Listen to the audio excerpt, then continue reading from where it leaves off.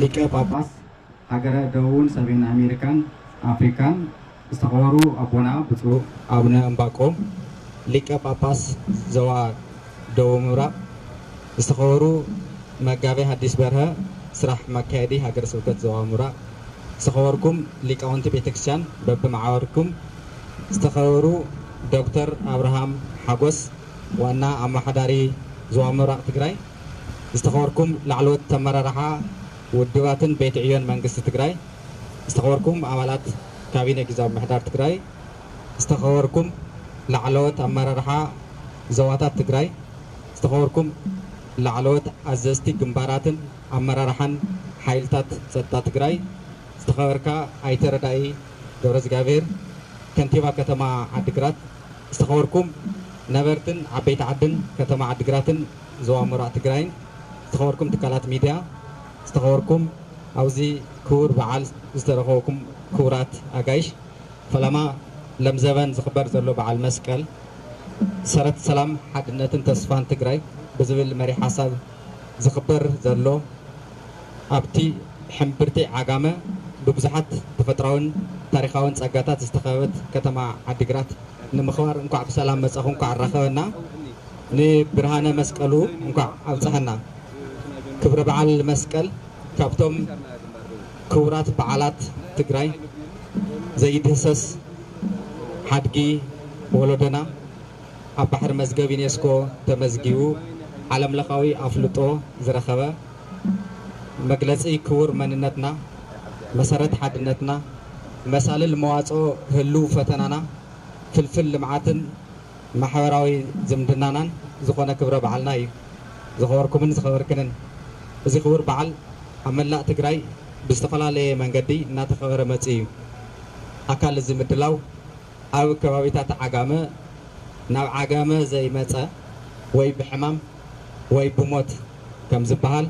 ብሃንቀውታ ብዙሓት ካብ ርሑቕ ካብ ቀረባ ተኣኻኺቦም ሓድነትና ብዝበረኸ መንገዲ ንፈታውን ነጸላእን ዝግባእ መልእኽቲ ብዘሕልፍ ኣግባብ ብዝተፈላለዩ ምድላዋት ሆያ ሆየን ምውላዕ ሽግ ቃንዳዕሮን ስነ ስርዓት ደመራ እንግዶት ሶላን ጋዕዘምን ስነ ስርዓት ምዕኳኽ እንግዶት ገዓት ጥሕሎ ሜስን ባህላዊ ምርኢት ጎደናን ስፖርታዊ ምንቅስቃሳትን ዕዶት መስሕባትን ምግላብ ኣፍራስ ባዛርን ኤግዚቢሽንን ዘተ ልምዓት ኢንቨስትመንትን ካልኦትን ተጠናኺሩ እናቐጸለ ዘሎ ዓብዪ መዋጽኦ ትግራይ ዝኾነ ክብረ በዓልና ኢና እናኽበርና ንርከብ ዝኸበርኩምን ዝኸበርክን እዚ ምድላው በዓል መስቀል ዓጋመ ሓድነት ተጋሩ ብተግባር ንምግሃድ ዘኽእል ካብ ዝተፈላለዩ ከባቢታት ትግራይ ተወኪሎም ኣብዚ ዝርከብሉ በዓል መላእ ኣመራርሓ ዞባ መላእ ኣመራርሓ ሰራዊት ትግራይና ኮታስ ከም ሓደ ቤተሰብ ከም ደቂ ትግራይ ኣብዚ ተኣኻኺብና እነብዕሎ ዘለና በዓል ብዙሕ ጋሻ ካብ ርሑቕን ካብ ቀረባን ዝመጸሉ ክቡር በዓልና እዩ ዓመት ሓሊፉ ሓድሽ ዓመት ብሓድሽ መንፈስን ብሓድሽ ትልምን እንቕበለሉ ሓያል ክረምቲ ኣሕሊፍና ሽሻይ ሕርሻ ብሓድሽ እኽሊ እንካፈለሉ ተቐሪነን ዝኸረማ እንስሳ እውን እንተኾነ ኣብ ሰፊሕ ጎልጎል ወሪደን ዝዕንገላሉን ዝዘላሉን ምውዳቕ ኣንፈት ዳሜራ ርኢና መጻኢ ከም ንእምት መጻኢ ህላወ ዓድና እውን ዘይተዛዘመ ቃልስና ናብ ምዕራፉ ንምብጻሕ ሓድነትና ደጊምና እነጠናኽረሉ በዓል ምዃኑ ግልጽ እዩ በዓል መስቀለ ክርስቶስ ክብርታት በዓል መስቀል ዝተበተነ ስድራ ዝተኣኻኸበሉ ዝተቐያየመ ዝተጻለአን ይቕረ ይቕረ ዝበሃለሉን ሰላም ዝወርደሉን ማሕበራዊ ምትእስሳርና ናብ ዝግብኦ ዝዓበየሉ ተስፋናን ሓጎስናን ደጊም ፍሒርና ናብ ቦትኡ እንምልሰሉ ናፍቖትን ፍቕርን ዝግለጸሉ ሓድነት ምትእኽኻብ ዝዕንበበሉ ማሕበራዊ ጸገማት ብማሕበራዊ ምትእስሳር እንፈትሐሉ ፍልፍል ኩሎ መዳይ ረብሓ ትግራይ እዩ ነዚ ፍሉይ ትርጉም ብምሃብ ከም ቢሮ ባህሊ ቱሪዝምን ክልል ትግራይ ኣብ ዝተፈላለዩ ከባቢታት ሰብ ሞያ ባህልን ቱሪዝምን ክልል ትግራይ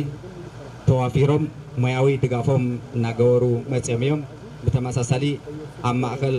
ሕምብርቲ ዓጋመ ኣብ ከተማ ዓዲግራት እውን ኣብዚ እዋን ዝተዓዘብናዮ ውሕልል መሪሕነትን ተወፋይነትን መዳለውቲ ኮሚቴን ከባቢ ምምሕዳርን ህዝብን ሊቃውንቲ ቤተ ክርስቲያንን በዛጋጣሚ እዚ ብስም ቢሮ ባህል ቱሪዝምን ክልል ትግራይ ልዑል ምስጋና ከቅርበልኩም ፈቱ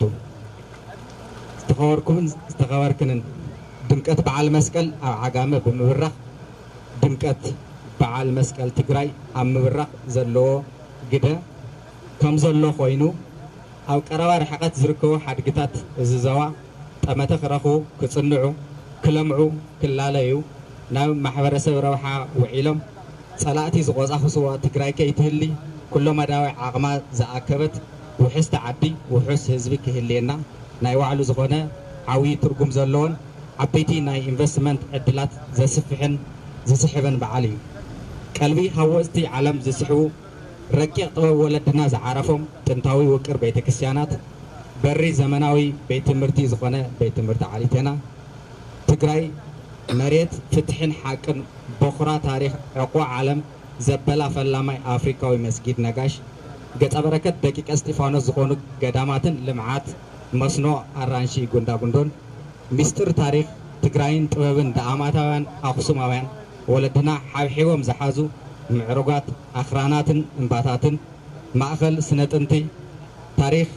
ታሪኻዊ ናይ በዓቲ ስእልታትን ሓወልትታትን ጥንታውያን ቤተ መንግስቲ ባህላዊ ምግቢ ጥሕሎ ግዕዝም ሶላ ባህላዊ መስተ ሜስ ባህላዊ ጽዋታን ሃርኳት ናይ ስራሕ ልምዱ ልዑል ዝኾነ ማሕበረሰብን ዝወነነ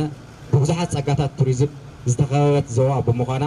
በዓል መስቀል ኣብ ዓጋመ እንትኽበር እዞም ጸጋታት ናብ ረብሓ ማሕበረሰብ ዝልወጥሉ ዓብዪ ሓይልን ዓቕልን ዝህብ በዓል ምዃኑ ግልፂ እዩ ዝኸበርኩምን ዝኸበርክንን ሰብ ሃፍቲ ዓድና ስግግር ልምዓት ቱሪዝም ትግራይ እዚ ዞባን ትግራይ ብሓፈሻን ንምርግጋጽ ዘኽእል ሰጋር ኢንቨስትመንት ሆቴል ሎጅን ሪዞርትን ምጥያሽ መንደር ቱሪዝም መጓዓዝያ ኩሽኔታ ኬብል ካር መንደራት ኪነ ጥበብ መዕርፎ ነፈርቲ ካልኦትን ብንቕሓት ክትሳተፉ እናዓደምና ኣብ እትገብርዎ ምንቅስቓስ መንግስቲ ትግራይን ህዝቢ ትግራይን ብሓፈሻ ቢሮ ባህሊ ቱሪዝምን ካልኦት ቀጥታዊ ዝምድና ዘለዎም ቤት ዕዮታት እውን ብቐጥታ ሙሉእ ድጋፍ እንገብረሉ ዓድና ካብ ውርደት እንትርፈሉ ዓመት ክኸውን ኩሉ መዳዊ ዕንወት ዝበፅሓ ብኩናት ፅንተት ዝሃሰየት ጸላእቲ ኣብዚ ዘውፅሕዋ ዓዲ ናብ ንውራ ናይ ምምላስ ዓብዪ ዓቕሚ ዘለዎ በዓል ስለ ዝኾነ በዚ ኣጋጣሚ እዚ ክንጥቀመሉ ሎቦዋይ የቕርብ እዚ ክቡር በዓል ከም ዕድል ብምጥቃም ሓደ መልእኽቲ ናይ ሓደራ መልእኽቲ ክሕልፍ ይፈቐደለይ እቲ ሓደ ምድሓን ገዳም ጉንዳጉንዶን መስኖ ኣራንሽን ቁልፊ ዋኒን ሕላፍ በዓል መስቀልና ክኸውን ምሕፀን ካልኣይ ጽገና ሓለዋ ክንክን ዘድልዮም ሓድግታት ልምዓት ምሕደራ መስሒ ቦታታት ትግራይ ብሓፈሻ ብቐጥታ እውን እዚ ዞባ ልዑል ትኩረት ዝሓቱ ናይ ደቂ ትግራይ ኢድ ሕሊና ጉልበት ገንዘብ ዝደሊ ዓብዪ ዋኒን እዩ ሳልሳይ ምዕቃብ ክብርታት በዓል መስቀል ምዕቃብ ክብርታት ተጋሩ ስለ ዝኾነ ጽባሕና ውሑስ ክኾን ሎሚ ክንጅምሮ ዝግባእ ዋኒን እዩ በዓል መስቀል እናኽበርና ጽልእን ምብትታንን ደቂቀ እስጢፋኖስ እናዘከርና ምጥማይን ንረድኤት ኢድካ ምዝርጋሕን ደቂ ፈላስፋ ዘርኣያ ቃውን ማሌታ ያሬድን ኢና እናበልና ሰብኣውነትን ፍትሕን ሓቅን ምርሳዕ ተስፋ ምቑራጽ ሓቢሮም ዘይኸዱ ንተጋሩ ዘይገልጹ ኩነታት እዮም ምእንተ ሰላም ሓድነት ተስፋን ትግራይ ክብርታት በዓል መስቀል ምዕቃብን ናብ ተግባር ምሽራፍን ግድን ዝብለና ቀጢን እዋን ኣለና ዝኸበርኩምን ዝኸበርክንን ብዝተረፈ እዚ ክብረ በዓል እንተነኽብር ብምኽንያት ኩናት ፅንተት ብምኽንያት ከቢድ በሰላ ጸላእቲ ንሓምሻይ ክረምቲ ኣብ ዝኣረገ ፀሓይ ካብ ዝናብ ይኹን ካብ ፀሓይ ዘየናግፍ ዝኣረገ ቴንዳ ዝነብሩ ወገናት ኣብ ከቢድ ናብራ ዘሎ ህዝብና ሻቕሎት ሰላም ዝርብሶ ዘሎ ወገን ግቡእ ሕክምና ዘይረኸቡ ምእንተ ትግራይ ፍርቂ ኣካሎም ትሕቲ መሬት ዘቐመጡ ጀጋኑና ዘይተደበሰ ግዳይ ኩናት ህዝብናን ኣዴታትናን ዝተቆረሰ ግዝኣት ዓደቦ ዘይተኸንበተ ቃልሲ ህዝቢ ትግራይ ውሑስ ዘይኮነ ናይ ዳግም ፅንተት ዘንጸላለዮ ውሑስ ዘይኮነ ጽባሕ ዝተዘረገ ሓድነት ተጋሩ መልክዑ ዝቐየረ ማህሰይቲ ትግራይ ምህላው ከይንርስዕ እዞም ውሽጣዊ ጸገማት ልዕሊ ቃዕሚ ትግራይ ከም ዘይኮኑ ብጽኑዕ ብምእማን ነዚ ጉልበት ዝኾነና ዘይናወጽ መሰረት ዘለዎ ሓድነት ክንሃንጽ ይግባእ ደጊመ እንኳዕ ንመስቀል 2018 ሰረት ሰላም ሓድነትን ተስፋ ትግራይን ብዝብል መሪሕ ሓሳብ ዝኽበር ዘሎ ክቡር በዓልና ኣብፅሐና ክብል ፈቱ ብተመሳሳሊ ኣብ ሓፂር እዋን ዝኽበሩ ኣብ ቅድሜና ዘለው ከም በዓል ክብረ በዓል ጥንታዊ ገዳም ኣብርሃ ዋፅዋን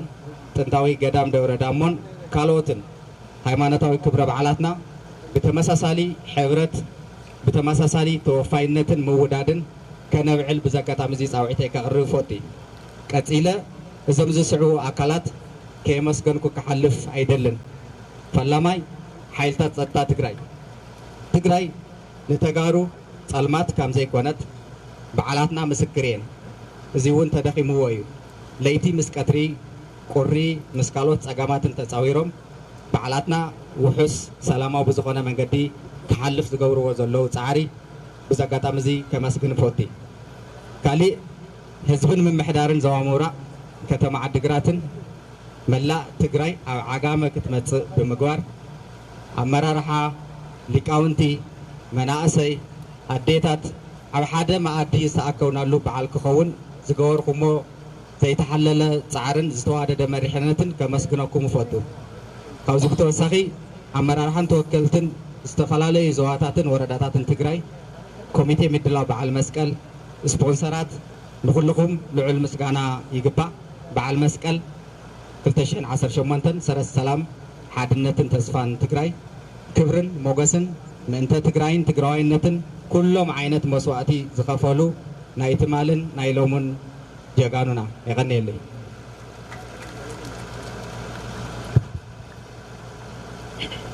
ክብረት ያበልና ብክብሪ ናብ መቕመጢኦም መልሱልና